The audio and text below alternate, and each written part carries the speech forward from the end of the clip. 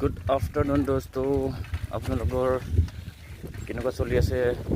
মই বৰ্তমান এতিয়া খেতি পথাৰৰ মাজে মাজে গৈ আছোঁ ডিউটিলৈকে।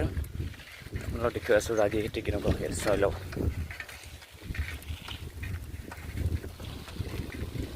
দেখিছেনে তোমালোকে? কেৰেলা খেতি হৈ আছে ইয়াতে। এইখন কেৰেলা ফাৰ্ম কি ধুনীয়াকৈ হৈ আছে।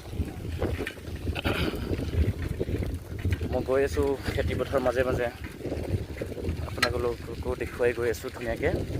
চাই যাব, ৰাগী খেতি চব ধুনীয়া হৈছে ইয়াতে ন। ইয়াতে আগতে ব্ৰকলি আছিলে, ব্ৰকলিটো উঠাই পেলাই এতিয়া ৰাগী দি দিলে। এতিয়া ৰাগী ছিজন ন, ৰাগীৰ কাৰণে এতিয়া ছিজনটো এমাহ দুমাহত হৈ যায় এইটো ৰাগী খেতি ধুনীয়াকৈ। কি ধুনীয়াকৈ ফুলিছে চব। এইখিনি জাৰ্চি গৰু খুৱাবলৈ মাকৈ ৰুই দিছে ধুনীয়াকৈ। ইহঁতে ইফালে ঘাঁহ এইটোৱে মাকৈ বেছিও ৰুই দিয়ে। গৈ আছোঁ আৰু ডিউটিলৈকে ন।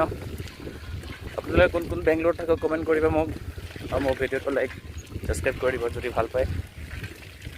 বেয়া পালেও একো নাই, কি ক'ম আৰু ন, তাতেই আৰু জীৱন। বাই।